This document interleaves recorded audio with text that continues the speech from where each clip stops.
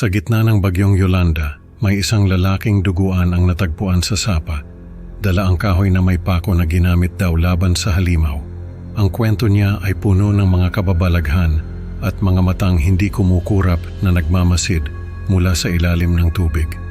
Sa pag-usad ng kwento, makikilala natin si Nilo, batang tila hindi tao, at ang halimaw na patuloy na sumusunod sa kanya. Ano nga ba ang totoo sa mga nakita ni Nestor at paano niya haharapin ang mga multo ng kanyang nakaraan? May nasagip kaming tao sa gitna ng bagyong Yolanda. Natagpuan namin siya sa isang sapa na naglalakad. Duguan siya at may sugat sa binti. May dala siyang mahabang kahoy na may matutulis na pako sa dulo. Sabi niya, yun daw ang ginamit niya para labanan yung halimaw na gustong pumasok sa bahay nila. Si Tito Gani ay isang veteranong rescuer. Marami na siyang nasalihang rescue operation sa iba't ibang lugar na tinamaan ng kalamidad. Pero sabi niya, iba raw talaga yung bagyong Yolanda. Ibang klase raw yung pinsala na dinulot noon. Nung nakalipas na yung bagyo at nagsimula na yung rescue operation, ay isa si Tito Gani sa mga unang sumabak sa trabaho. Isa sa mga natulungan niya ay yung lalaking tinutukoy ko sa simula. Ang pangalan ng lalaki ay Nestor. Ayon sa kwento ni Tito Gani, ay si Nestor mismo ang nagkuwento ng nangyari sa kanya. Habang ginagamot siya ng mga medic sa evacuation center, kwento ni Nestor ay nagsimula raw lahat nung pumasok na sa bansa yung bagyo.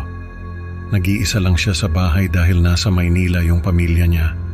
Nung pumasok na sa bansa yung bagyo at nagsimulang lumakas yung hangin at ulan ay hindi na siya lumabas ng bahay. Nung nagsimula ng tumaas yung tubig ay umakyat siya sa second floor. Doon na siya naghintay na humupa yung bagyo. Pero habang nakaupo siya sa sahig at nakatingin sa bintana ay may napansin daw siyang kakaiba. Sa ilalim daw ng tubig ay may dalawang malalaking mata na nakatingin sa kanya. Nagtaka siya dahil hindi naman siya nakarinig ng kahit anong ingay na nagsasabing may pumasok sa bahay niya. Tapos ay napansin niya na hindi gumagalaw yung mga mata. Parang nakadikit lang yun sa sahig at nakatingin sa kanya. Hindi niya alam kung ano yung mga mata na yun, pero natakot siya. Naisip niya na baka may halimaw na nakapasok sa bahay niya. Hindi niya alam kung gaano katagal siyang nakatitig sa mga mata na yon. Pero nung kumurap siya ay nawala na yung mga mata. Nung humupa na yung bagyo ay bumaba siya para tingnan yung mga pinsala sa bahay niya. Hanggang tuhod pa rin yung baha, kaya nag-ingat siya sa paglalakad. Hindi pa man siya nakakalayo ay may natapakan siyang matulis na bagay. Nabaon yun sa binti niya at nagdulot ng malalim na sugat na agad namang na-impeksyon dahil sa maruming tubig. Nung bandang hapon ay nagsimula na siyang makaramdam ng lagnat. Nung sumunod na araw ay nagsimula na siyang makaranas ng hallucination. Nakita raw niya na may batang lalaki na lumalangoy sa baha sa loob ng bahay niya. Sinaway niya yung bata dahil baka raw magkasakit yun. Pero hindi siya pinansin ng bata at patuloy lang sa paglangoy. Nung lapitan niya yung bata ay nagulat siya dahil nakita niya yung mga mata ng bata. Yung mga mata raw nito ay katulad ng nakita niya nung kasagsagan ng bagyo. Malalaki at hindi kumukurap. Nung hawakan niya yung bata ay nagbago raw ang itsura nito. Naging kulay itim yung balat at nagkaroon ng mahahabang ngipin. Tumakbo siya paakyat sa second floor pero hindi raw siya sinundan ng bata. Nung lumingon siya ay wala na yung bata. Nung sumunod na araw ay lumitaw ulit yung bata. Pero ngayon ay hindi na naglalangoy. Nakaupo lang yun sa sahig at nakatingin sa kanya. Hindi niya pinansin yung bata at naghintay lang na mawala yun. Nung bandang hapon ay nilapitan siya ng bata at nagpakilala. Ang pangalan daw nito ay Nilo. Isa raw ito sa mga biktima ng bagyo. Nagtaka siya dahil sa itsura ng bata. Alam niya na hindi ito tao. Pero nagdududa pa rin siya. Nung sumunod na araw ay nagpasya siyang umalis na ng bahay. Naisip niya na baka yung sugat niya sa binti ang dahilan ng hallucination niya. Kaya kailangan niyang makahanap ng doktor na makakagamot sa kanya. Bago siya umalis ay nilapitan niya si Nilo na nakaupo sa sahig. Sabi niya ay baka hindi na niya makita pa si Nilo dahil aalis na siya. Tumayo si Nilo at nagpresenta na sumama sa kanya. Hindi niya alam kung bakit pero pumayag siya. Habang naglalakad sila sa baha ay napansin niya na nakatingin sa kanya si Nilo. Nung tanungin niya kung bakit ay sabi ni Nilo ay may nakasunod daw sa kanila. Paglingon niya ay nakita niya yung halimaw na nakita niya nung unang araw ng bagyo. Tumakbo siya at umakyat sa pinakamalapit na puno. Nung nasa itaas na siya ay nakita niya na wala naman nakasunod sa kanila. Nilo lang ang nandoon sa ilalim at nakatingin sa kanya. Nung bumaba siya ay nagtanong siya kay Nilo kung bakit nito sinabi na may nakasunod sa kanila. Sabi ni Nilo ay gusto lang daw nitong malaman kung ano yung nakikita niya.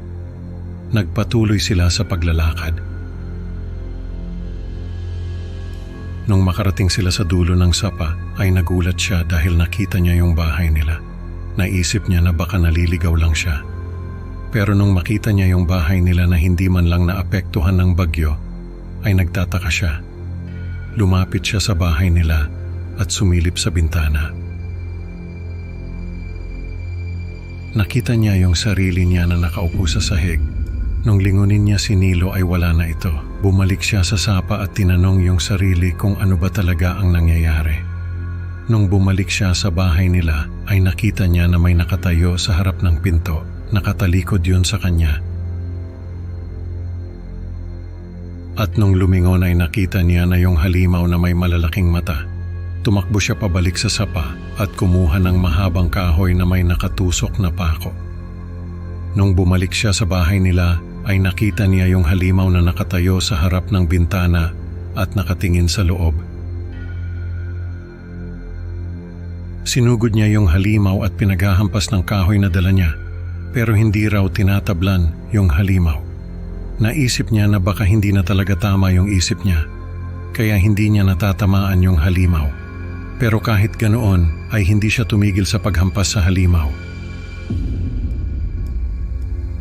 Hanggang sa matagpuan na nga namin siya na naglalakad sa sapa.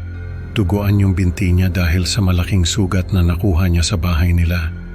May dala siyang mahabang kahoy na may nakatusok na pako. Sabi niya ay yun daw ang ginamit niya sa halimaw na gustong pumasok sa bahay nila. Pero dahil hindi na nga siya tama ay hindi niya tinatablan yung halimaw. Sabi ni Tito Gani ay nakakaawa si Nestor. Halatang nawasak yung isip niya dahil sa naranasan niya. Yung sugat sa binti niya ay naagapan naman ng mga medik. Pero yung sugat sa isip niya ay matagal na gamutan daw ang kakailanganin. Inimbestigahan ng mga otoridad yung sinasabi ni Nestor na batang lalaki na nagingangalang Nilo.